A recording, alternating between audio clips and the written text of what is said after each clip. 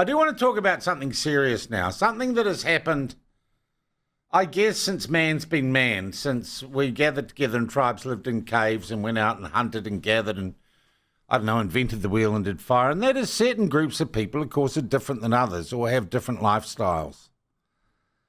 And all too often, those lifestyles and those differences have not been celebrated or accepted, but have led to discrimination, sometimes very, very serious and very dark and hateful discrimination. Groups of people have been picked on for how they behave, for how they look, for what they wear, for how they talk, for what music they listen to.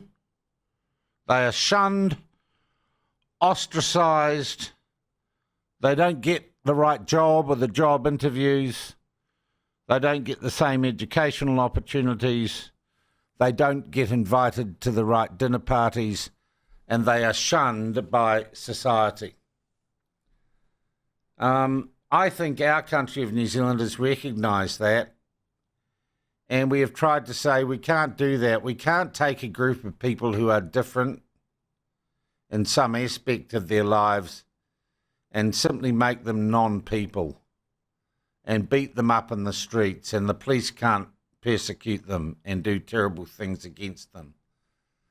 So I felt incredible pride and was really proud this weekend to see a group of such people coming together in the Wellington region to affirm their culture that might be different from everyone else's and to affirm their right to exist.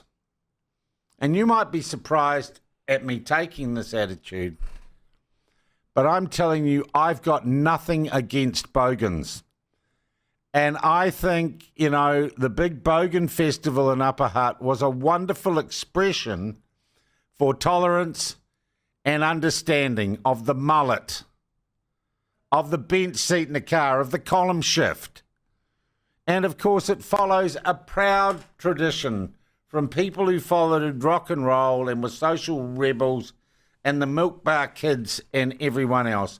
So it was wonderful to see Upper Hutt embracing Bogan, saying we're proud to be Bogan and you're not going to do us down. And so I just want to have a big shout out to everyone who took part in the beer drinking and the car driving and the ACDC listening in Upper Hutt. Bogan pride. It made me feel a bit better about the world to see that New Zealand is a country that is that tolerant and that we've come so far in the way that we treat Bogans. What's a female Bogan called? Is it bodgies and widgies or something? Yeah. I mean, it's not for me. And I understand it's not for me. I did have a mullet once, actually.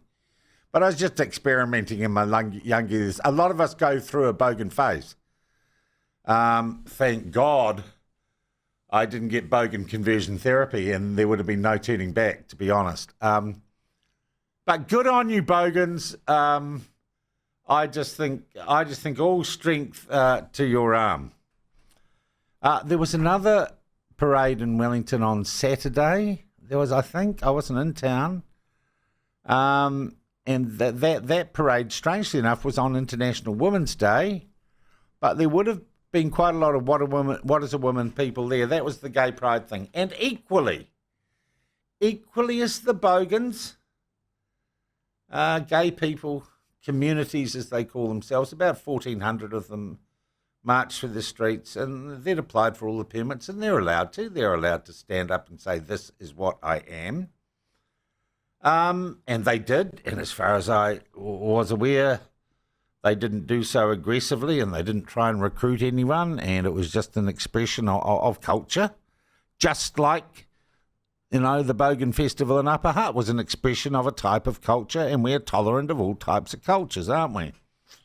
Unless perhaps you're from Destiny Church. And the Destiny Church guys, as is now kind of their modus operandi, we had a flash haka literally just down the road, a stone's throw from where I'm talking to you from now, in central Wellington, and a bunch of them turned up during the parade, and the cops, and they stopped them for a bit, and they did the haka, which is, people are dropping hakas left, right and centre now, aren't they? And then the parade carried on. Well, we're going to find out after the next commercial break what that was all about. But both. I think both cultures and all differences in New Zealand can be tolerated. We're a very peaceful little country. We aren't too many of us. We all kind of know each other. And how bloody hard can it be to get along? I can kind of put up with a pride parade if I can put up with a mullet and Ugg boots in Upper Hutt, is the point I'm making.